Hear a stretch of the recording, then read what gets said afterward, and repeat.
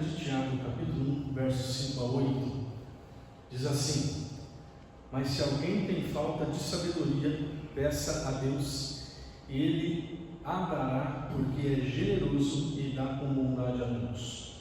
Porém, peçam com fé, e não duvidem de modo nenhum, pois quem duvida é como as ondas do mar, que o vento leva de um lado para o outro.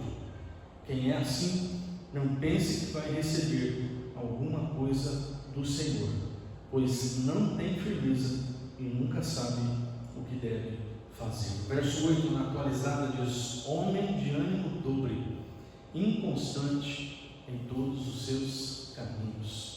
Homem de ânimo dobre, inconstante em todos os seus caminhos. Eu quero enfatizar esse versículo aqui na tradução de Revista Atualizada. Irmãos e irmãs, o texto de Tiago começa falando de uma promessa. Qual promessa é essa? Você consegue identificar no texto? Promessa que Deus dará o quê? Sabedoria. Deus dará sabedoria a todos os que lhe pedirem. Se você deseja conhecer a vontade de Deus para a sua vida, se você precisa de resposta do Senhor para algumas questões que afligem o seu coração, se você precisa de direção para alguma tomada de decisão, ou seja, se lhe falta sabedoria para dar conta do recado, Deus está disposto a lhe conceder essa sabedoria, essa resposta, essa direção, essa capacidade que você precisa. Agora, essa é uma promessa que requer uma contrapartida nossa. Versículo 6 diz: porém, peçam com fé e não duvidem de modo algum. Porém, peçam com fé e não duvidem de modo algum. É aqui que muitos crentes acabam patinando, porque ao mesmo tempo que desejam a sabedoria que lhes capacita para vencer os desafios da vida cristã, não conseguem viver numa constância de fé e numa constância de busca por Deus. Uma hora estão firmes na presença de Deus, oram todos os dias, meditam na palavra todos os dias, são fervorosos nos cultos, fervorosos nas programações da igreja, fervorosos na terça-feira, estão sempre cantarolando um louvor, encaram as provações de cabeça erguida e de quebra ainda tentam alcançar quem não conhece, quem ainda não conhece o amor de Deus.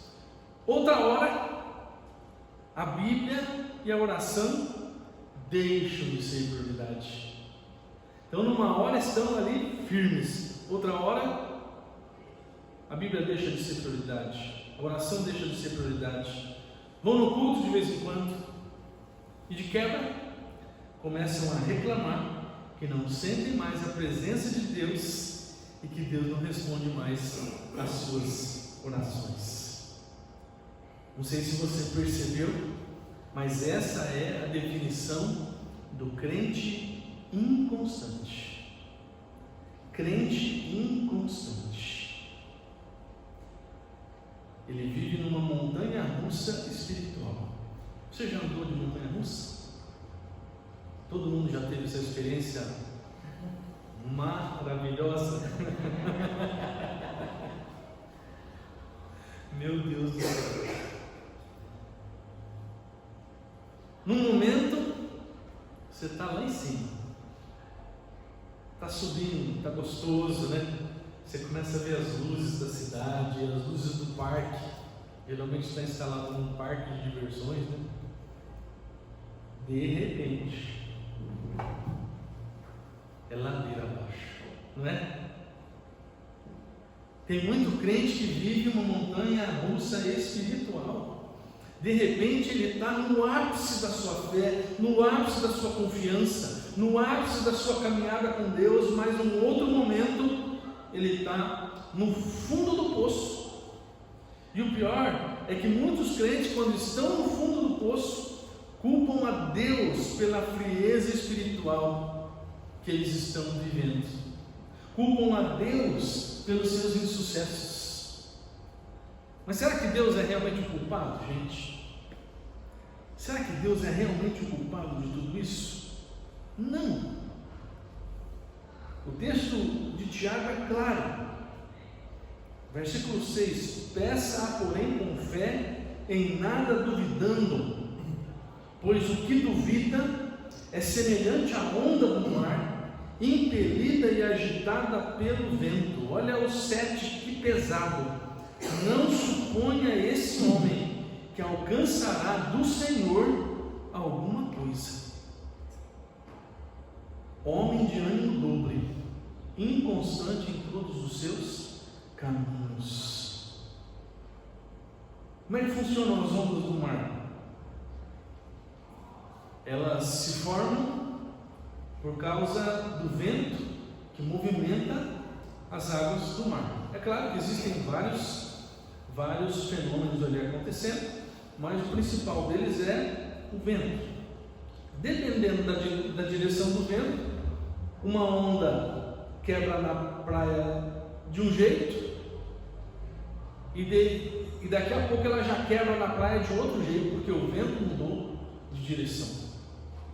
Você já deve ter ido para a praia e de repente você está num determinado lugar, naquele dia está aquela praia gostosa, você está ali, entra, as crianças entram, não tem perigo nenhum. No outro dia você volta, tem uma bandeira fincada ali na areia, escrito perigo, porque o vento mudou e aquele lugar se tornou um lugar de retorno. A água, ao invés de vir para a praia, ela vem, faz a volta e leva todo mundo para dentro d'água. Não é assim? Então, uma hora está de um jeito, outra hora está do outro. E tem gente que é exatamente assim, e é por isso que a Bíblia faz essa comparação. A pessoa está de uma hora de um jeito, e outra hora ela está do outro jeito. No momento ela quer uma coisa, pouco tempo depois ela já muda de ideia. A pessoa toma uma decisão agora, daqui a pouco ela já se arrepende e volta atrás. Não que a gente não possa mudar de opinião. A gente pode mudar de opinião. Eu acho que devemos, inclusive, mudar de opinião, principalmente se a nossa opinião estiver errada. O problema, irmãos, é sermos voláteis, instáveis, inconstantes. E é exatamente essa inconstância que nos coloca em apuros nos piores momentos da nossa vida. Porque a promessa de que Deus estará presente com a sabedoria que vai me ajudar a lidar com cada situação de dificuldade da vida depende de uma caminhada linear na presença de Deus. É uma promessa que impõe condições. A minha confiança em Deus precisa ser a mesma quando tudo está bem ou quando tudo está mal. A minha fidelidade a Deus precisa ser a mesma quando eu estou sendo exaltado ou quando eu estou sendo provado ou até humilhado. A minha vida de oração, louvor, palavra precisa ser a mesma na celebração ou na dor, na alegria ou na angústia, na privação ou na provisão. Então, irmãos e irmãs, a palavra-chave da nossa comunhão com Deus é constância. Constância. E não existe receita para ser constante na presença de Deus. Não existe receita. Vou te dar uma receita. Ah, pastor, porque não tem receita? Vou te dar uma receita. Você decide ser constante e passa a viver coerentemente com essa decisão. É isso. Por isso que não tem receita. A constância é uma decisão que se toma todos os dias. Você decide ser constante e passa a viver coerentemente com essa decisão. E qual a consequência disso? Qual a consequência disso? A sua comunhão com Deus melhora. Isso a cada dia. A sua capacidade de entender a voz do Espírito Santo melhora a cada dia. E consequentemente, a sabedoria para lidar com os perrengues da vida também vai te alcançar a cada dia.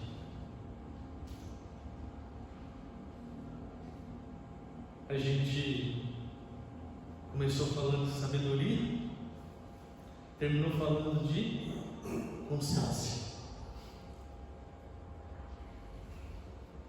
Porque a chave hermenêutica desse texto, irmãos, não é tanto o tema da sabedoria, mas principalmente o tema da constância na nossa caminhada de fé. Quando você olha para o texto, você fala, busca por sabedoria. Mas o texto está dizendo para nós, sabedoria é o resultado de uma constância na presença do Pai, de uma constância de vida na presença de Deus. Eu oro, irmãos e irmãs, para que cada cristão escolha ser constante na sua caminhada de fé, constante na sua comunhão com Deus, constante na sua busca pelo Pai. O resto, irmãos, Deus acrescenta. Amém? Amém. Nós vamos ter um tempinho de oração pelas nossas vidas. Quero orar pela sua vida. Hoje nós vamos orar especialmente aqui pelos sonhos, que são aqueles que nós colocamos no primeiro culto deste ano, de 2023. A gente está quase chegando no meio do ano, mas alguns dias a gente alcança a metade certinha do ano. Se eu não estiver enganado, vai ser dia 31 de junho, é o meio do ano, não é? Me ajudem aí se eu estiver enganado. 31 de junho, eu acho que é o meio do ano. A gente está quase lá. 30 de junho. Não é 31? Ah, é verdade, é 30. Julho que é 31, que inclusive 31 de julho é aniversário da EPI.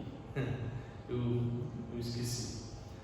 Então 30 de junho é o meio do ano, a gente está quase chegando lá e aqui, já foram quase, serão, né, com a oração de hoje, 6 meses orando pelos nossos sonhos, por aquilo que Deus plantou no nosso coração.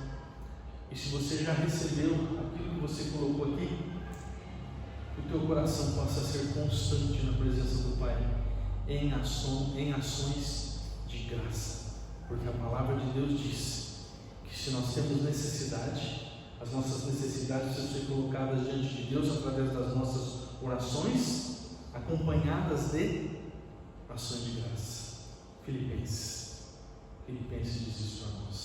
Tá bom? Vamos orar então, gente. Vamos ficar de pé para a gente orar. Quero orar por você, pela tua vida, pelos teus pedidos de oração, pelas pessoas que você, no teu coração, está colocando diante de Deus. Talvez alguém da sua família, talvez alguém do seu trabalho, talvez um amigo, uma amiga sua. Nós vamos colocar tudo isso diante de Deus agora. Pai bendito, nós queremos caminhar em constância diante de Ti. Tua palavra falou seriamente conosco hoje, de que nós precisamos assumir uma postura de constância na nossa fé, na nossa busca pelo Senhor, no nosso desejo por mais de Ti, para que ao vivermos nessa constância, nessa caminhada, nessa estabilidade de comunhão contigo, o Senhor também possa nos abençoar ainda mais, que o nosso coração esteja cada vez mais aberto para Ti. Então pedimos a Ti, Pai, ajuda-nos na nossa decisão de vivermos de modo diferente na Tua presença, Pai. Que haja em nós verdadeiramente uma caminhada de constância na Tua presença. E se até hoje nós vivemos como uma montanha russa espiritual na nossa vida, vivemos numa inconstância de fé, que o Senhor nos perdoe e que o Senhor, pelo poder do Espírito Santo, renove e transforme a nossa vida, os nossos pensamentos e as nossas decisões, Pai. Coloco diante de Ti o pedido de oração que cada um está colocando na Tua presença. Eu coloco, Senhor, cada nome que agora está na mente, no coração de cada irmão, de cada irmã, seja de um parente, de um familiar, seja de um amigo, seja, Pai, de algum conhecido, um companheiro de trabalho, seja quem for, ó Pai. O Senhor esteja alcançando com a Tua graça, com o Teu amor. O Senhor esteja alcançando com a Tua cura. O Senhor esteja alcançando, ó Pai, com a Tua salvação. Pai bendito, cuida de cada um de nós aqui. O Senhor conhece as nossas vidas. O Senhor sabe, Pai, das nossas necessidades. O Senhor sabe das nossas lutas. O Senhor sabe das nossas fraquezas. E nós entregamos tudo isso nas Tuas mãos, para que o Senhor cuide de nós e faça por nós o Teu melhor, ó Deus. E nós queremos fazer o nosso melhor para Ti. Oramos pelos sonhos, ó Deus, que estão aqui depositados nesse pote. Pai bendito, nós cremos, ó Deus, que muitos desses sonhos foram realmente plantados pelo Senhor no coração do Teu povo. E eu clamo para que os Teus propósitos sejam cumpridos na vida de cada irmão, na vida de cada irmã, na vida de cada família aqui representada, para a glória e louvor do Teu santo nome. Em nome de Jesus.